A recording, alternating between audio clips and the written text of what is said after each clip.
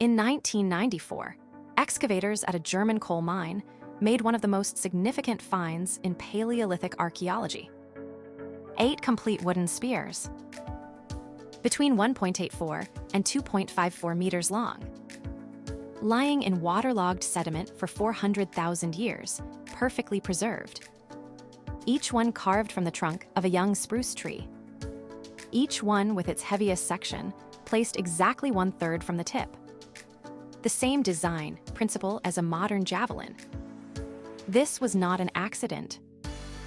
Experimental athletes throwing replicas reached distances of 15 to 22 meters, with enough force to penetrate large game.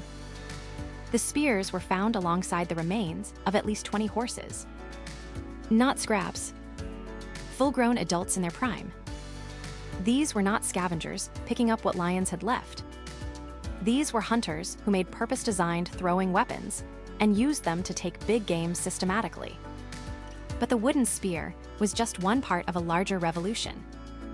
Around 500,000 years ago, early humans began combining materials in a new way. Attaching stone points to wooden shafts, hafted weapons. To make a hafted spear, you sourced stone from one place and wood from another. You processed each one separately, shaping, straightening, drying. Then brought them together with an adhesive that you also had to manufacture. The whole process required holding the completed weapon in your head from start to finish. You had to plan the planned and troubleshoot when any single stage failed. Stone tools from South Africa show adhesive residue exactly where a shaft would attach. The adhesive they used has surprised researchers ever since. One of the most effective was birch tar, made from birch bark using controlled heat. Not burning the bark, heating it in a way that transforms it chemically. You needed steady heat, no oxygen, and careful control at every stage. The result: a sticky, waterproof compound that bonds stone to wood under hard impact.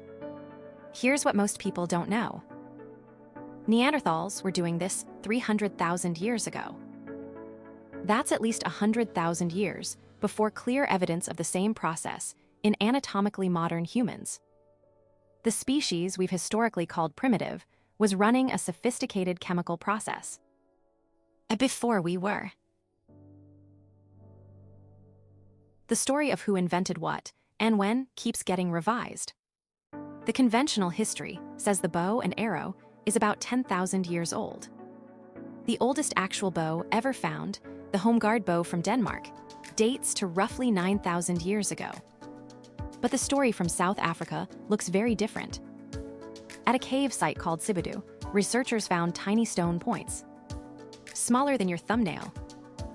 Points this small can't function as spear tips.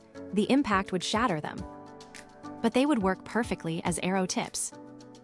They date to 64,000 years ago. Another site, Pinnacle Point, pushes that date to 71,000.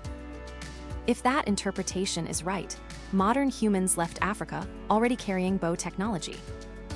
Think about what the bow and arrow actually does. It lets you project lethal force from a safe distance. You can hide. You can aim. The animal never knows you're there.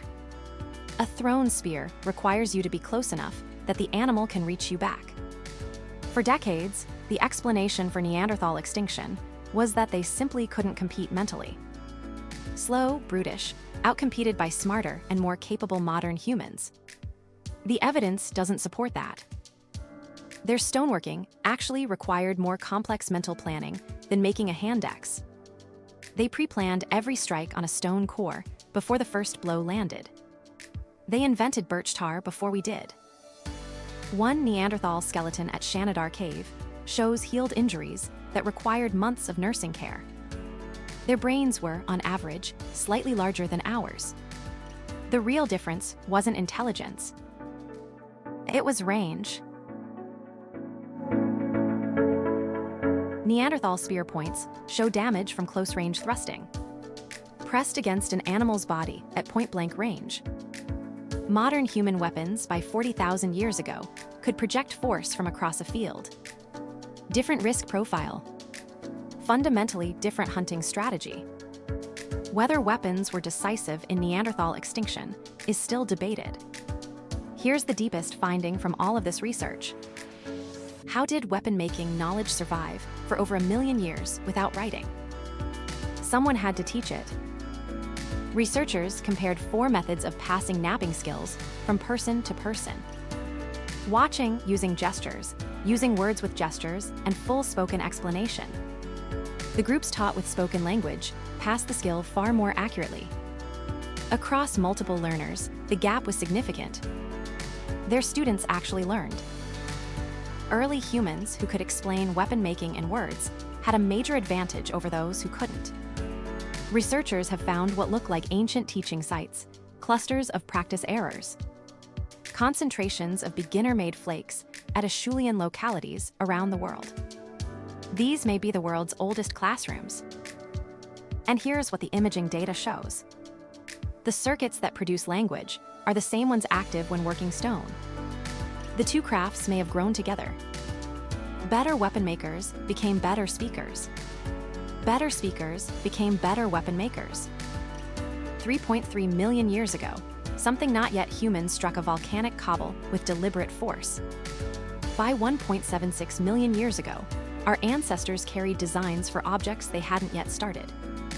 By 400,000, they were engineering throwing weapons with aerodynamic precision. By 100,000, they were combining stone, wood, and adhesive into multi-part tools. Each advance required not just a new skill, but a new way of thinking. Every technology humans have ever built, every bridge, every city, every microchip, is the continuation of one moment. When an early ancestor deliberately shaped the world rather than just lived in it. That first controlled strike on a stone wasn't just the beginning of weapons. It was the beginning of everything. There is always more to uncover. See you in the next one.